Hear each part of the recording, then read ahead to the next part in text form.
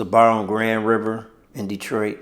I don't know. That wasn't our territory. I was with my cousin and his boys. We in there having a good time. Leave. Down the street was a Coney Island.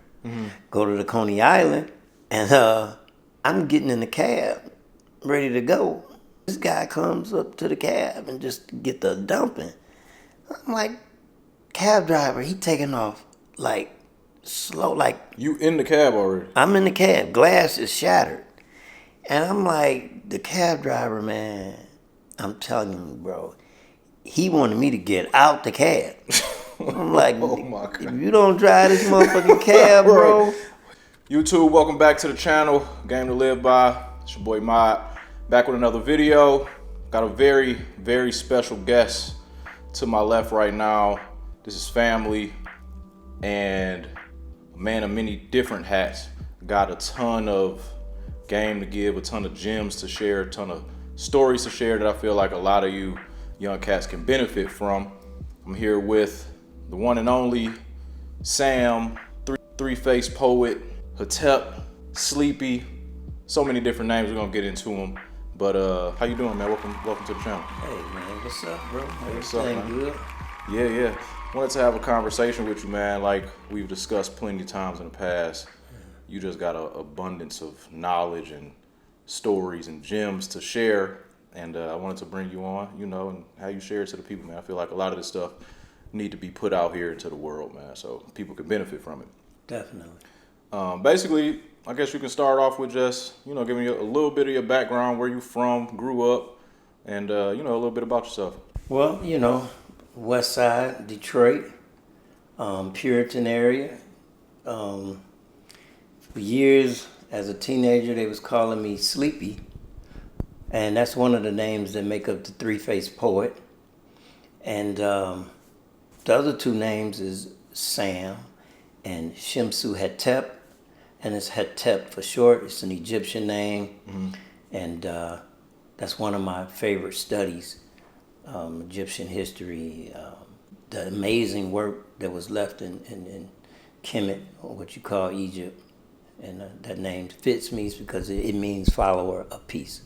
Oh, sweet. Why was people calling you Sleepy back in the day?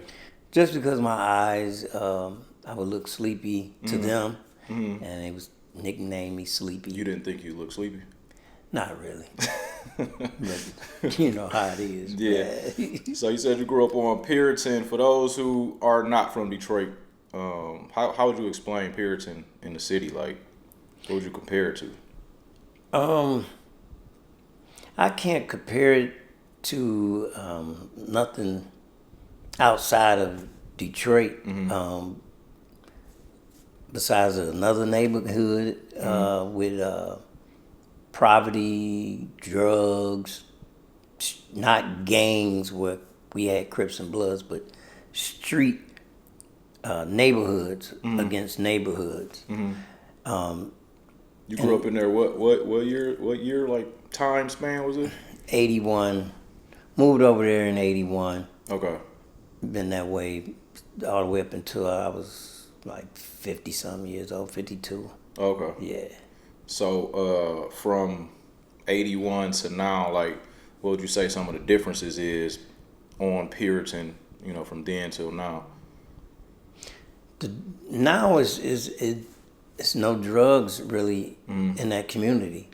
So it's quiet. Okay. Yeah, new houses been built. Whites moved back. That's it. It's being redone. As far as the building, stores, new restaurants and stuff like that. So it's cleaner now. It was clean up until the crack hit the community. Okay. When the crack came, it went down. Really? Yeah. You was able to see that firsthand, experience the shift when the crack actually hit the neighborhood? Yes, I was there. How was that like? It was a little peer pressure because it's like in junior high school, I didn't really care about what I was wearing. It wasn't no big deal, even though I was impressed with a gym shoe called Adidas Top 10. That gym shoe was the highlight gym shoe of that era, Right. like Jordan is. Okay. The early 2000s or something like that. So this would have been before Jordans, right? Yeah. Okay. Yeah. This was 79, 80. Okay.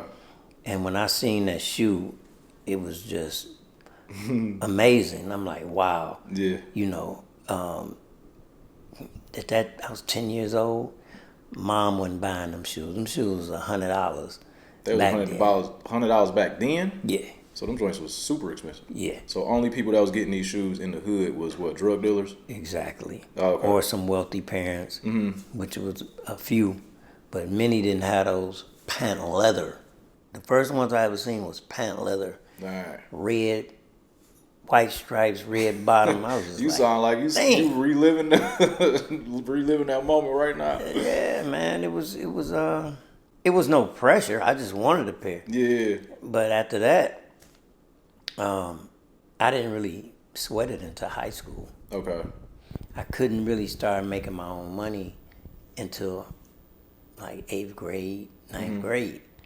So I was just patient and trying to get in the streets at the same time. I used to break dance, and I had a group at my junior high. And so when we moved to the Puritan area, my mama said she wasn't going to move me from that junior high school for half a year. So I had to stay at the school I was at and catch the bus home. So I was catching one bus to get home and found out I can catch another bus, which was closer to where I practiced at Okay. with the dance group. So I went to that bus route, leaving practice one day, and I seen about, I don't know, maybe 15, 10 dudes all on a corner just making money. Like people pulling up, just a lot of money being exchanged. And the shoes that I seen, the first time I had seen, all these guys had these shoes on. Damn. Different colors. Yeah. Jumping out of cabs. They ain't have Ubered in. They was just taxi cabs. Yeah.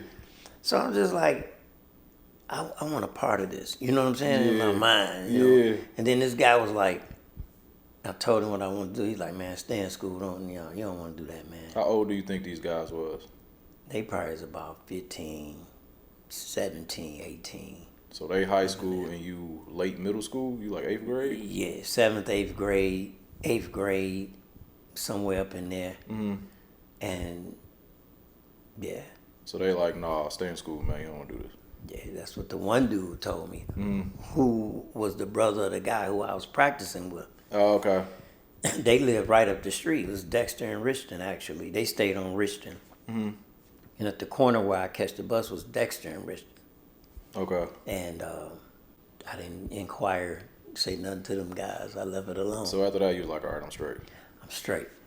Summertime come, semester break or whatever, summertime, now it's time to go to high school. September, August, whatever month it was, man, I'm registering. What high school were you at? Mumford High. Mumford High. Is that a Detroit staple?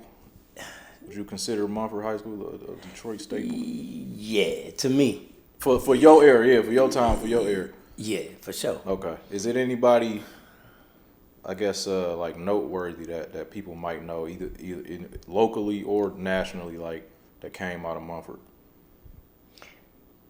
It's some actor. I don't remember his name. I know Eddie Murphy wore the shirt in Cops, Beverly Hills Cops. Right? Yep. But I can't think of any big name off the top. But Mumford, it from my perspective, it was a fashion show. I'm sure other schools were a fashion show. But the pure pressure kind of like came like, I want to say, the registration day and the first day of school. Like the actual... Summertime go by, September come, you don't register. This show, you a ninth grader, it's your first day, and you like, this is a fashion show here. Yes. What was people wearing? This is like, Detroit fashion in the 80s, right? yes, like 84. Okay. So the Calvin Klein blue jeans, women were wearing Jordache. The women were wearing Sassoons, and men were wearing Levi's and Wranglers, Okay. and men and women wore the silk shirts, alligator briefcases. Wasn't no backpacking. Really? They had briefcases. Really? Was that a fashion thing, or is just backpacks wasn't really a thing? I can't say if it was a thing or not with the backpack, but the briefcases stuck out, Oh, okay. and of course they matched or whatever. You know what I'm saying? Yeah. It was people in that era was pretty much into color coordinating. Okay. Snakeskin belts, real snakeskin belts, jewelry, and I think that influence came from rap. Right. I wasn't into rap.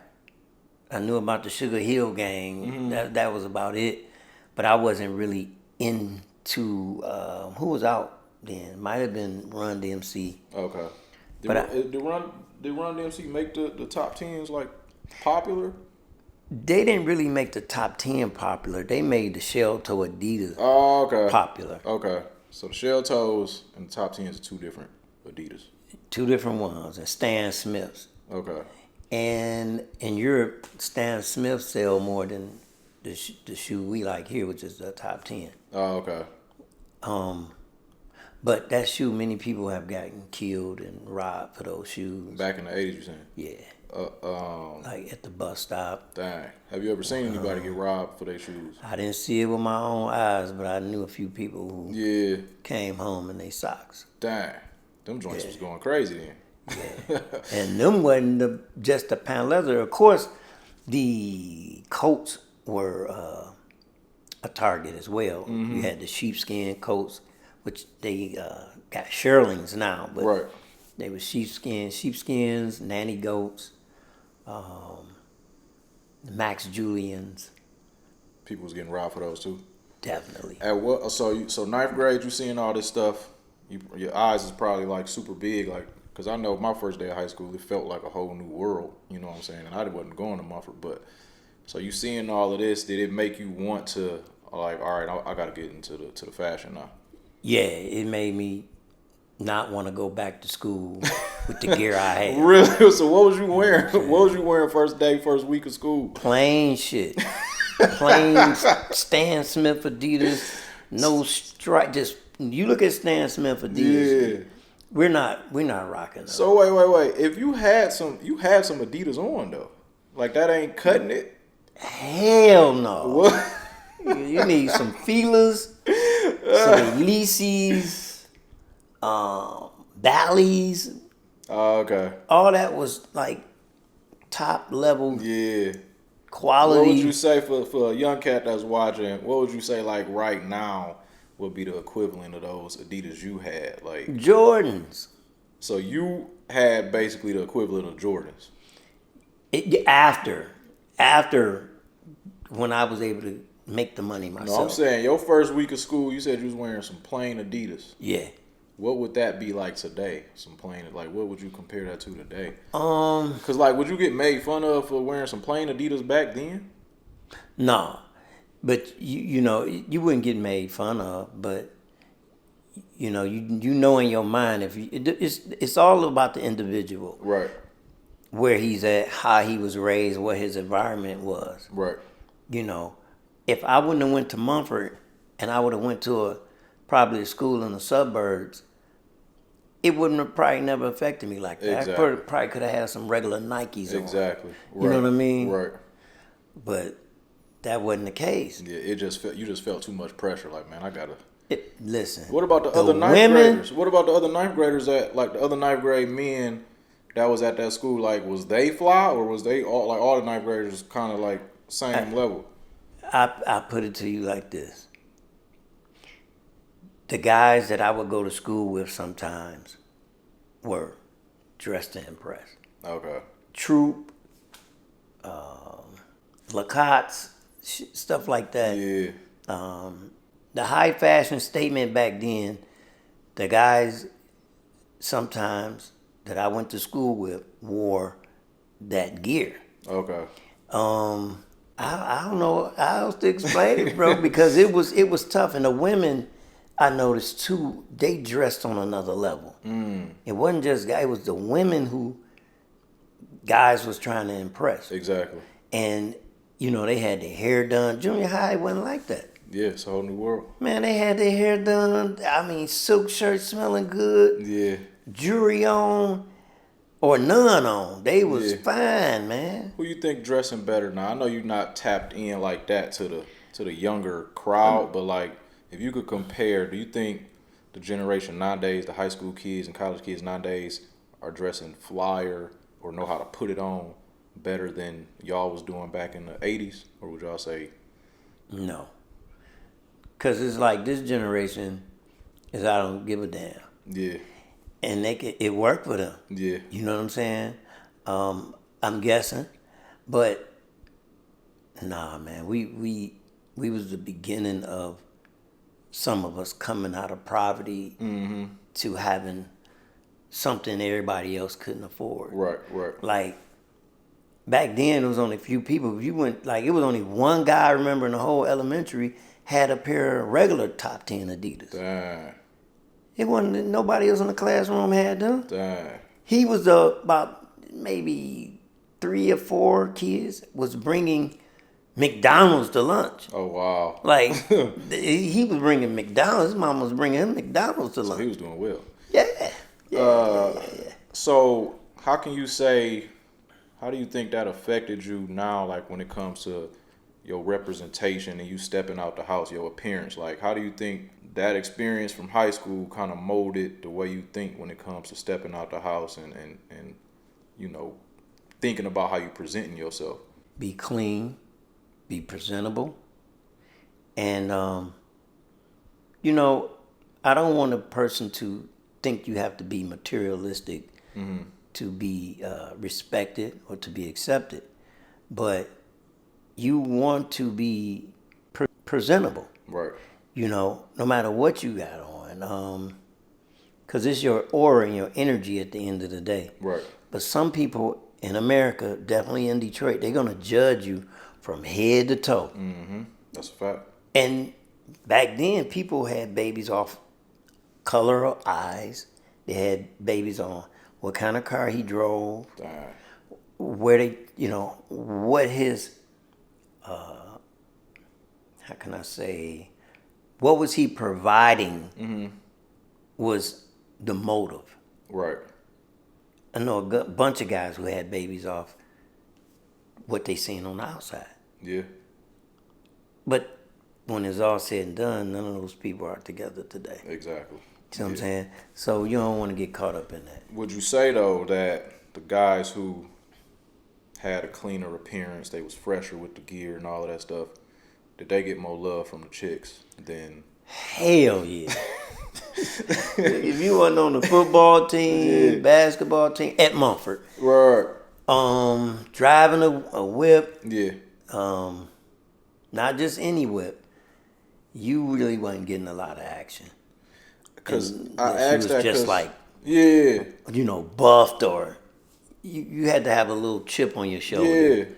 I say that because it's the same way now. You know what I'm saying? I tell young dudes all the time, like, you don't have to, like you said, it ain't got to be designer, but you definitely need to present yourself clean and your appearance matter. Like you said, the dudes that was buffed, I always say getting in the gym, working on your physique. Yeah. You know what I'm saying? Like, you ain't got to sell drugs, but going out and getting you some money, you know what I'm saying, getting you a decent job, whatever, and taking care of yourself, you're going to get more love from the chicks than all the dudes that's not doing that. You got to separate yourself, you know what I'm saying, some kind of way. Yeah. You got to be different a little bit and don't break yourself, you know what I'm saying, trying to do that. Right. But it can be done, just like Mom used to say, be clean, have clean drawers on. You never know what might happen. Exactly. Accident, anything, and your shit all fucked up. Yeah. When you get in an ambulance or whatever. Right. No, you gotta be clean. Oh, suits and ties was another break your defense down mechanism. Yeah. You know, unfortunately, the real gangsters and killers do wear suits. Right. You know, and you wear a suit, you know, the trust, you know, is sweet. Yep. It's crazy. They did studies on this, man, the psychology behind a man in a suit. Like you said, a person will let their guard down a lot quicker just because you got this suit on. Like, but it just goes back to your appearance at the end of the day. You know what I'm saying? That's like the highest level of appearance for a man. Like the highest level of clothing is when you got a suit on, full suit on, looking clean and crispy. Yeah. Defense is, what does he do? You know, he must be somebody important. He must do something. You know what I'm saying? Yeah. It's just a different, you know, like the appearance matters, man. Let's get into you said being buff was one of the things that you've seen guys doing back then. When did you start getting into working out and taking care of your body and your physical? I started more in the 90s. They had a gym called Fitness USA. That was the first membership I ever had. What was the membership price? You remember back then? It was cheap, man. It was cheap. You know, it was like about a year. It wasn't so much of a month to month. Oh, okay. Actually, Fitness USA was lifetime. Really? And that's why they went out of business. Really? Dang. Yep. So you would pay for a membership for the whole year? The life, like you ain't gotta pay no more. Dang. Done. Done. You pay one time and you just a member. That you locked in. That's why they went out of business. That's crazy. So you really need a ton of people to keep coming in. Yeah. That's crazy. And the thing that they had that I didn't like, they never let men and women work out at the same time. Why you ain't like that? Because the eye candy motivates you. Yeah. You know what I mean? It's not like, what's up, baby? Right. Hey, come here. Hey, what's your name? It ain't nothing like that. Or, you married, baby? No, it ain't nothing like that. It's just the energy. Exactly. The perception and everything. And they do the same thing. They get what I'm getting from them, they getting the same thing. You could see them flicking their hair. Yeah. You know, you see it. Yeah. So it's all about keeping that inspiring energy going. And like, damn, I think I'm going to go in today. Like, I had a good look last time. I'm going to go in here today. Yeah. And you benefiting from it. Yeah. Because it's easy to fall off once you start working out. You've been working out, so if you said you started in the 90s, you've been working out for a long time, man. Off and on, man. In prison and out. Yeah. You know what I'm saying? Like, I've always thought, I've never been to prison, but I've always thought that that's where you get the best results when it comes to working out. You see a cat that's fresh out of prison, their body usually look crazy, you know, after being in there. Is it a matter of you just ain't got nothing else to do? Is it a matter of like you just more disciplined in there? Like, why is it? To me, it seemed like the prison workouts is way more effective. less distractions. Okay. The mental, it's all mental. You can be just as cut and ripped out here as well as in there. But the difference is you ain't hanging out all night in prison. Your ass going to bed. You know what I'm saying? Right. You ain't eating a bunch of fish fries and seafood boils. Yeah. You know what I'm saying? You have less things to get caught up in and take you the wrong way. Yeah. Even if you selling drugs in there, you still going to bed early. Yeah. You know what I'm saying? Yeah. And you still got to get up at a certain time. It's you just more can't structure lay in in bed. Yeah. And your ass got to get up. What? So wait, you can't lay in bed. What happened if you want to just stay in your cell? They gonna deal with you. You gonna get some type of disciplinary action against you. It can mess up your time going home. Mm-hmm. It goes against you. What do you got to do? Like when they say it's time to get up, you got to get up and go do what? Go to chow, go eat, make your bed, go to class. If you got class, go in the day room. It's like it's an institution. Yeah. And this is what, 6 like in the morning? school. They getting you up 7 in the morning? 6 in the morning, 7 depends on what prison you in, I guess, Then you got people that do hard time. I never had to do hard time, so I don't know what's that's like. Yeah. But I know people personally who have done hard time, and they call it gladiator school. Damn. Where when you go in there, it's like a boot camp, but everybody can be a sergeant. Oh, okay. You know what I mean? Yeah. Like, ain't no rules. Dang. Okay. So if you ain't got the mentality of a warrior, you done. Dang. You done. From what I heard. Yeah. I was a level 1, level 2, because I wasn't. I was considered nonviolent. You know, I went in there for a little petty drug case. Caught a 1 to 20. So I went to camp. Okay. And why would you make prison camp? Well, you can come back. Yeah. So it's a business. You know. How long was you in there? The first time, that 1 to 20, I stayed in there for about 6 months. And I was eligible for this thing called the halfway house. Now, you don't have to take it. But if you don't take that halfway house, you got to stay in there for a whole year. Dang. And while you're in there for that whole year, you risk your chance of going home at a decent time. Remember, you got a 1 to 20. So if you violate, they got 20 years. Dang. Where they can keep you in. Dang. Depending on your behavior. So if I'm in there fighting, stabbing, killing, or I catch a new case, they got 20 years. That You know they what I'm saying? can't get about. Yeah. So if I don't take the halfway house, depending on a man's mentality, I can say, oh, I don't want the halfway house. Now, Why would you not want the halfway house if it could get you out earlier? Because some people go to the halfway house and it's 1 foot in, 1 foot out. You going home, but you got to come back to the halfway house. Oh, okay. And you got to work your way to be all the way out. Oh, okay. But you're not in prison, but you in this building where you can still go see your family and kids. Oh, okay. You know, and go to work. So, So every day you can leave this place, you just got to come back at the end of the day? yeah. Dang, that's kind of sweet. Until you make either a house tether or you just at home going to work from home, but you still under their supervision. Okay. So some guys had turned it down. They don't want the halfway house. They want to go straight home. So wait, if you would have had to do a whole year, if you would have just stayed in, is the halfway house like you got to do 6 months in the halfway house? Like it still got to add to a year? Yeah.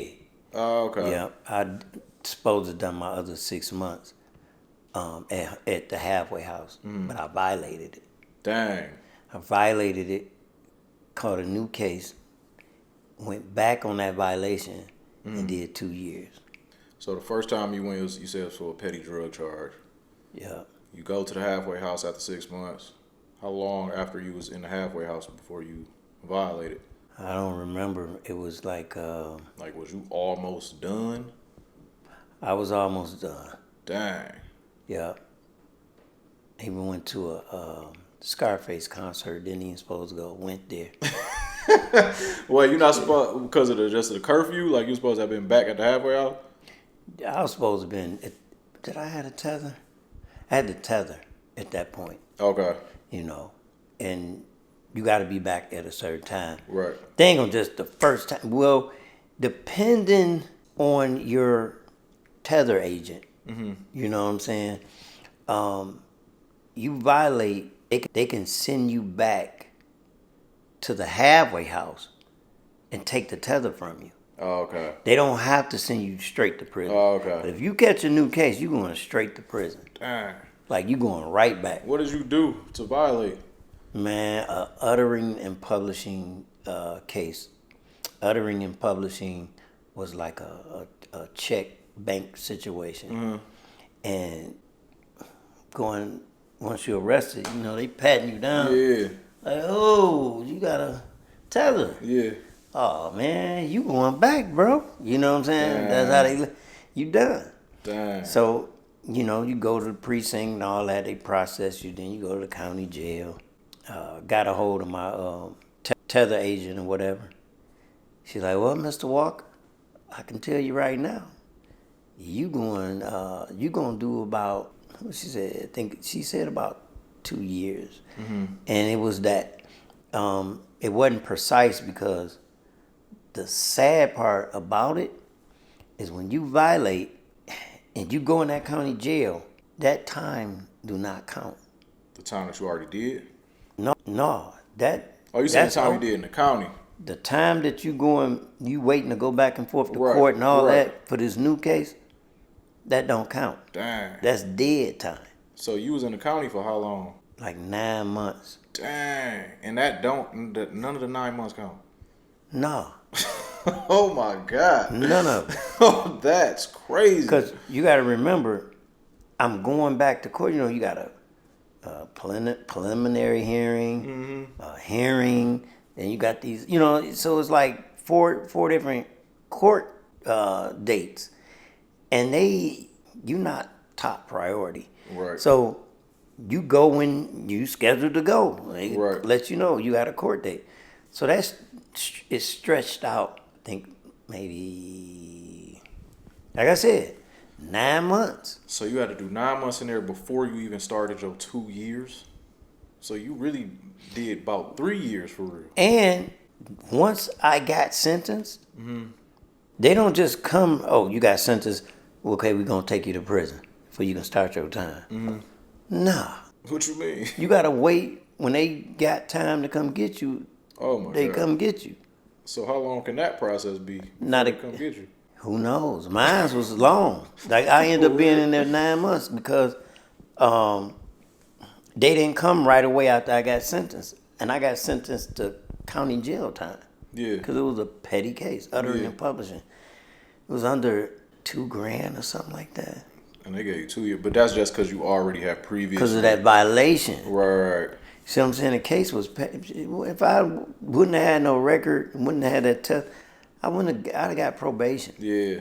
You know what I'm saying? Young, and it wasn't like it was the end of the world. You know, I just think I can say I don't think it's fair. Yeah. Like I shouldn't have had to do dead time. Yeah, that's crazy. It's not like I was in there for murder. You know what I'm saying? So it's a lot of cats out here doing, different scams and frauds, and drugs is kind of still a thing, but this new generation, they got so many different ways to make money illegally. Yeah. You know what I'm saying? But they still risking their freedom. Yeah. Like if they get caught, they still getting cooked. So like what you know now, what would you tell your younger self, and what would you tell a young cat that might be doing something to risk his freedom? Like what would be some game you would give him? It sound cliche. Take your ass to school. You would tell them the same thing, dude, soldier. Hey. That's crazy. They crack them books open and learn and grow Yeah. in knowledge and wisdom and get a skill. Yeah. Because even the plant jobs, all that shit, they playing with you in there. Yeah. You might make $30 an hour, but that shit it's no real freedom at the end of the day. Right. You know, everybody can't be an entrepreneur. Right. I get it. But learn how to work on the robots. So when the machines at the plant break down, you coming in there fixing them. Exactly. But because if you look at the job situation, it's weird. Everybody's saying it's a bunch of jobs. Don't nobody want the jobs. Right.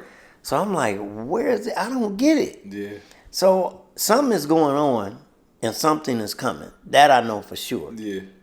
What's exactly coming? One of them is AI. I mean, it's already here. Right. But it's going to take it, they're going to take it to another level. And people going to be out of jobs. If you don't have no skill, it's going to be tough Yeah. to really make it. So the crime, it don't add up at the end of the day. Yeah. Like the reward ain't worth the risk. It ain't worth it, especially if you do hard time, because now you may not get punked in there, but you might have to catch a murder in there. So now you ain't never coming back home to see your kids. Dang. Like, it's people who went in there with 1 year, 2 years, and end up doing life. Dang. because they had to survive. Luckily. Because of a random situation in there. Somebody tried him and he went bananas. And you got to.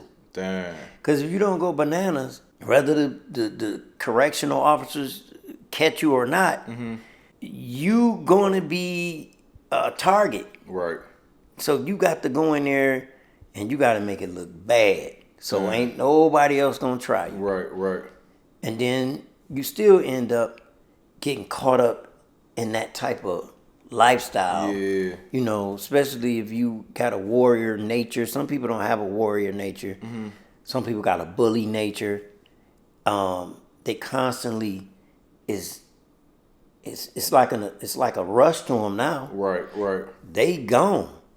So they don't mind doing an extra 5. Like they in the system now. They mentally they gone. I don't even think I ever thought about that. Like, you know, you always tell niggas to not do whatever it is they doing, so you don't want to go to jail. But it's like, I never thought about the fact that, okay, you get caught, you get whatever amount of time you get, but you might end up doing more time than that after once you get in there. Yeah. Man. I know another cat. He got I think he did 10 years for a crime he didn't do. Really? Yeah. Did 10. Shit. And barely made it home. He did the whole 10? The whole 10. They never established that he didn't do it? He did the whole 10. He ran into the guy that actually did it. Wow. Was it a case like he didn't want to snitch on the dude? Or it was just like... He couldn't. His lawyers was in the, you know... Oh, wow. It wasn't him. It was the lawyers and the prosecutors. Dang. Was this a case and I didn't even believe him. Really? Like, I'm like, this nigga lying. Yeah. But truth is... Was it a wrong place, wrong time type of... Yeah, and then sometimes when you got a certain history, criminal history... Right. You know... If you close to what it fit, what's on the record, they're just okay.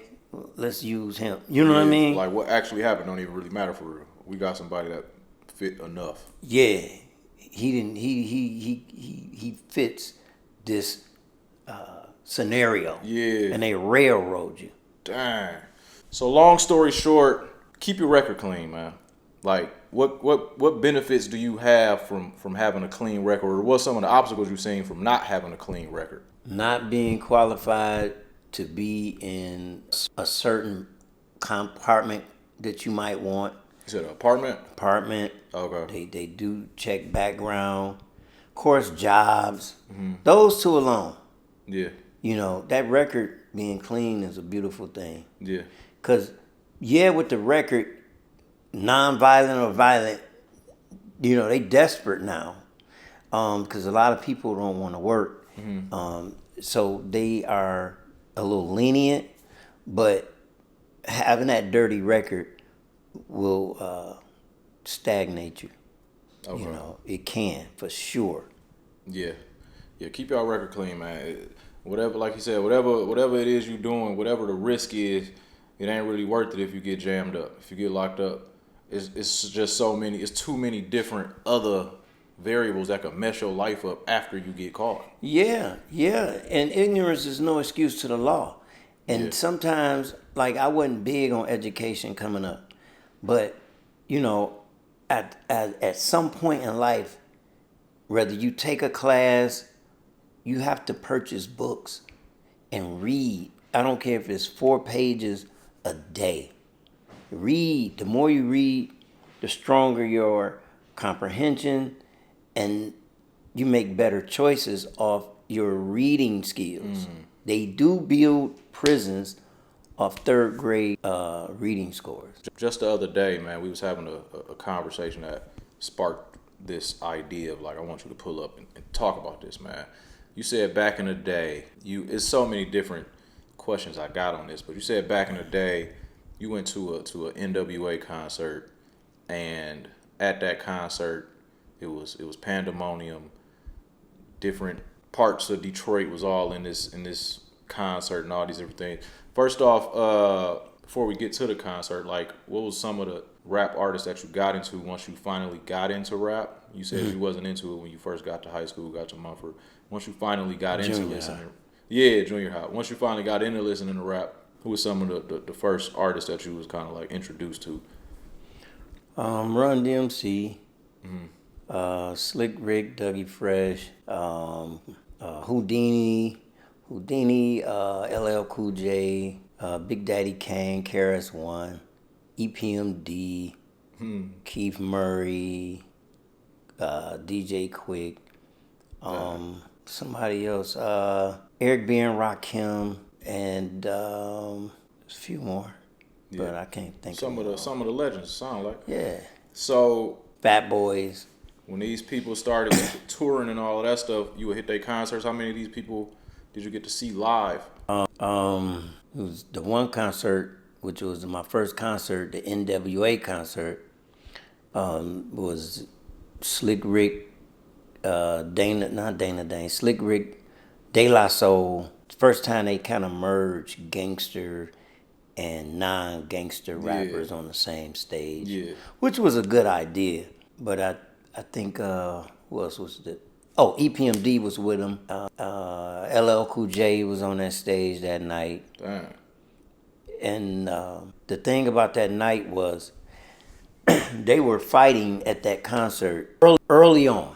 They were fighting off and on. You'll see fights and spurts. Joe Louis Arena was the place. If anybody know about Joe Louis Arena, it's big as hell. Yeah. And you got balconies. And most of the fights were on the floor. When before NWA, De La Soul came out, and they started fighting a little bit more. When De La Soul song this, I don't know the name of the song, but anyway, they had sampled this song called "Not Just Knee Deep" of George Clinton and the Parliaments, or the Funkadelics. And that was a hit song for the people in the 70s or whatever. So De La Soul, they sampled it, had a dope, hot song for the summer in Detroit. Shit was slapping. They sung that, they started fighting. Was people fighting? Was these gang fights? It was just random drunk people fight? Like, what was people? Alcohol definitely played a role for real, but more so, we didn't have Crips and Bloods back then. It was more, my street, which was Puritan. Then you had people 7 Mile, you had 6 Mile. Any of those neighborhoods off those miles, they would go to the concert in a group, and if you was vibing a certain way, you was fighting. Dang. So was it Crips and Bloods? They wear they red and blue and all that stuff. How do you know if it's 7 Mile over there, 6 Mile over there? Like, did they have colors too, or like? They didn't have colors, but you knew. Like, if you was in them streets and you was from that neighborhood, you knew your people. And you knew who wasn't your people. So you might not necessarily know what hood they was from. You just knew they wasn't your hood. Exactly. For the most part, some of the biggest neighborhoods on my side of town was Puritan, Dexter, Linwood, 7 Mile, 6 Mile, or what they call 6 Mile LAs. You had 8 Mile Sconies and stuff like that. They kind of knew who each other were. Okay. You know what I'm saying? So if you 30 deep, 100 deep, you know. Yeah. You know. When it go down, you know. Who was the deepest at that concert that you remember? Man, it had to have been them 6 Mile LA cats. Might have been the North End, Puritan for sure. U-Hauls, man. U-Hauls. People was coming down there deep, man. Dang. A lot of different Dexter, Linwood, some of the projects. You had Brewster projects, you had the Jeffrey projects. And cats was deep, man. Dang.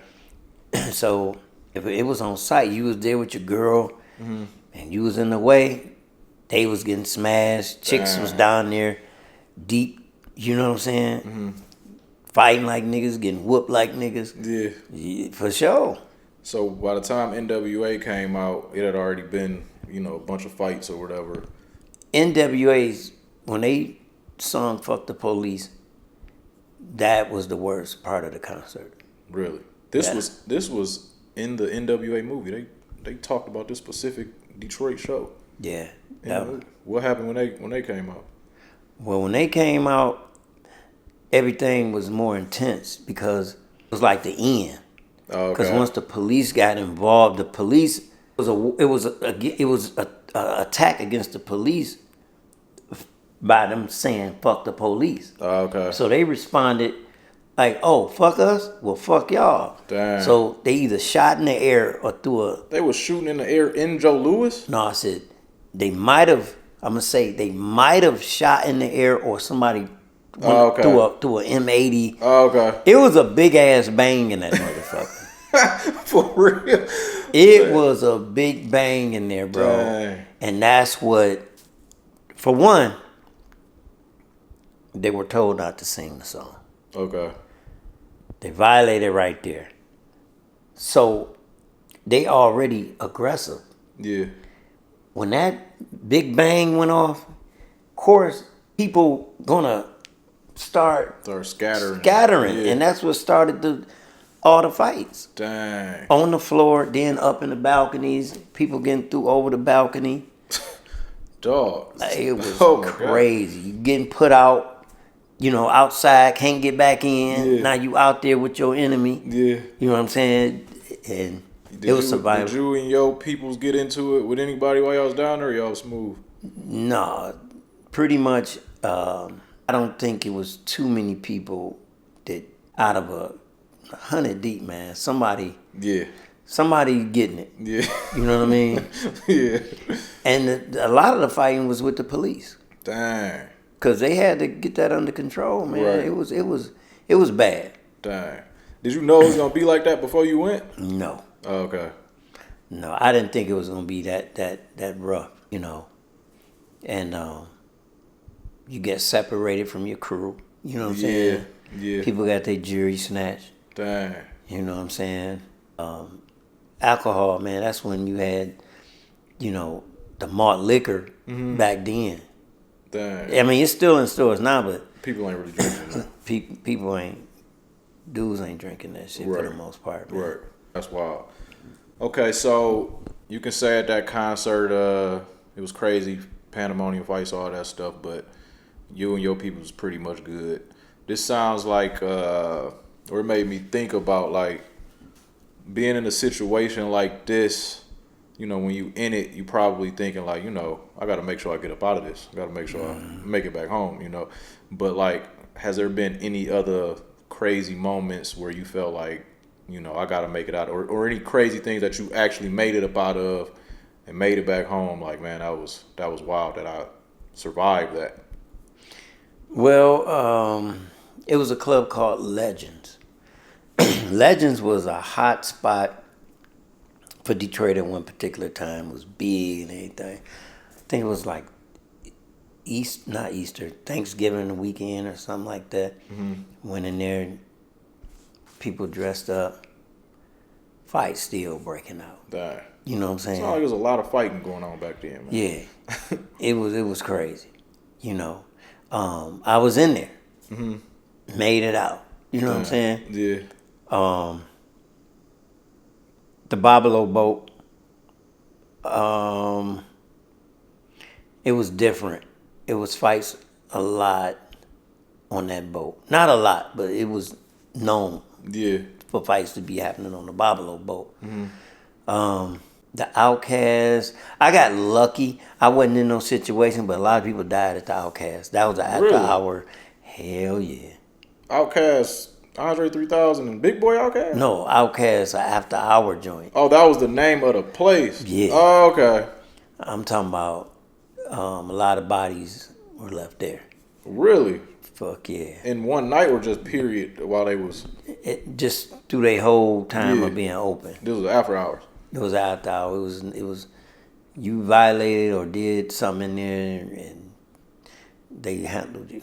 They handled And many have tried to handle them, but The Outcasts, they used to have abandoned cars all around, just parked cars, and they used to be having people in there with AKs, man. Wow. So you really couldn't get down on Why that. was you signing yourself up to go to this stuff, man? Because Detroit City was a popular party type city. Okay.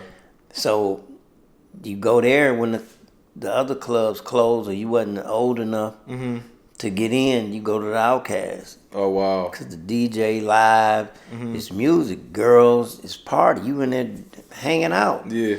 You know, you young. Yeah. So you just not, depending on where you come from, you up in there. Yeah.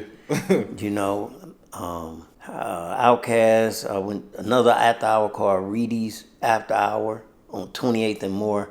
I used to go a lot. One particular night I didn't go. I got a call about 4 a.m. Some guys couldn't get in. No, they got in. They got into it with the owners. The owners did whatever to them, let them go. They came back and just stood in front and just shot that bitch. Oh, my God. So people was getting hit because the dance floor used to be packed. It was a house. They had cut the ceiling out so the people upstairs, looking down. Yeah. The people who was on that dance floor, they got hit. Damn. A lot of them got hit. It was on the news. I didn't go that night. A couple of guys I knew, they went, barely made it out of there. Yeah. The bar on Grand River in Detroit, I don't know. That wasn't our territory. I was with my cousin and his boys. We in there having a good time. Leave. Down the street was a Coney Island. Go to the Coney Island, and I'm getting in the cab, ready to go. This guy comes up to the cab and just get the dumping. I'm like, cab driver, he taking off like slow, like You in the cab already? I'm in the cab, glass is shattered. And I'm like, the cab driver, man, I'm telling you, bro, he wanted me to get out the cab. I'm like, Oh, my God. if you don't drive this motherfucking cab, bro. It was just you in the cab? Yeah. 'Cause Well, the dude shooting at you or you shooting at the driver? he was shooting at me. That my glass broke. Dang. And I don't know if one of the cats I was with did something after I left out or when I left out. I don't know what happened. But all I know is I didn't have no problem with nobody. Right. I ain't did nothing. Right. So I'm, boom. You know what I'm saying? Dang. Just so happened, man, he didn't keep shooting. And he missed. He just shot once? All I can remember is once. Yeah. So everything else was a blur. I bet. You know what I'm Dang. saying? And you ain't get cut from the glass, no nothing. You was straight. I was straight. Dang. I was straight. Yeah. Sheesh. Yeah. So it sound like in all these situations, do you think this is more of a case of you just being blessed, or more of a case outside of the cab situation, or more of a case of you having street smarts and just knowing how to move and knowing how to get in and out of these situations? Shit, wasn't no street smarts that night. Yeah. That situation was just not my time. Yeah. You know what I'm saying? Yeah. And it was a warning as well, or a lesson to pay attention more to my environment. Yeah. And sometimes, you just can't go in other neighborhoods partying. Yeah. You know what I'm saying? Yeah. Back then. Now I don't think it's, well, I don't party no more. But if I did, it would be a place where I feel safe. You know what I'm saying? Right. Like, you just don't go, if I'm on the west side, I don't just go on the east side to any bar and just go up in there. Exactly. This ain't your territory. You don't know if Yeah. Yeah, that's crazy. So would you, knowing what you know now, would you go back and do any of these things differently? Like, man, I'm not even about to be on that. Or do you feel like this just stuff you just had to experience? I think it was stuff I had to experience. Like, you can't make this stuff up. It's like your life, you have to go through it the way you go through it. Right. It was meant for everything to happen exactly the way it happened, or it wouldn't have happened. Right. And to still be here, I supposed to be here. I think in life you have a chance to elevate and to find your purpose and live your purpose. If you learn your lessons and pass them, you don't have to repeat them. Right. You know? If you ever look at a video game, it's all mental. Either you can figure it out and don't die, or you can't figure it out and you die. Right. But you get another man to Right. pick up where you left off. Right. And then you go to the next level because you mastered that shit. Exactly. That ain't shit. You mastered that. So now you go to this next level. It may be a little different. It may be a little harder, but you built for it because you made it past that shit in the past. Yeah. But when you keep going over the same shit, you keep getting a bad girl in your life. Like, man, this chick, man, this is my second time getting married. I'm gonna try it one more time. It ain't the women. It's you. Yeah. You know what I'm saying? Yeah. If you keep getting a sack chaser or a gold digger every time, Yeah. it's your mind. It's you. It's you. All right, man. I think we got enough for this particular one, man. We could sit down 100 more times and discuss. Yeah. Cause it just feel like it wasn't enough info, man. I just know you got unlimited amounts of knowledge. So before we end, you know, my channel is dedicated to helping young men find their way. You know what I'm saying? Like, Right. you done been through a ton of stuff. I done been through stuff. Yeah. And I like to give people game and let them know, like, this what I've been through, this what I did. You ain't got to do it. You know what I'm saying? You can if you want to, but I already know it ain't going to work. You know, It ain't so gonna work. is it anything that you would want to share with, like, any young cats, any game that you would want to give them, just in any aspect of life? If you feel like you got to go out there and do something that's going to possibly lead you to prison or something like that, back in the day, not too long ago, they didn't have as many cameras and stuff. You really barely can get away with anything. Right. Like, it makes no sense, you know, because they playing for keeps.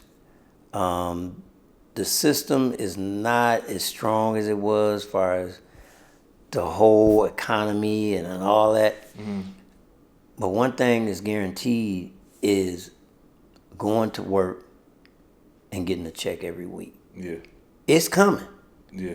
But when you go out there in them streets, it ain't gonna. It may come, it may not, and it don't last. You want to be out here. You want as much freedom as you can get. Yeah. Cause in that joint, in the inside, hard time or soft time, is mentally draining. Right. And the medical, dental, health issues, that is the poorest level of treatment you can ever get. Dang. You know. Like, they don't care about none of that. Nah. Was talking about reading earlier. This book right here. I don't know if you can see it, but it's called Letting Go.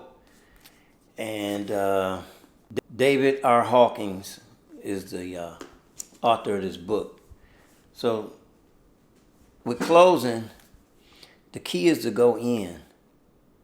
I don't care if you got to meditate, learn how to meditate, do affirmations, meaning speaking and writing, I am successful, I am healthy, whatever I am is positive to you. That's what your affirmations should be. You got to work inside to get through some of these obstacles. Because I don't care how much money you got, how good you look, you know, it doesn't matter.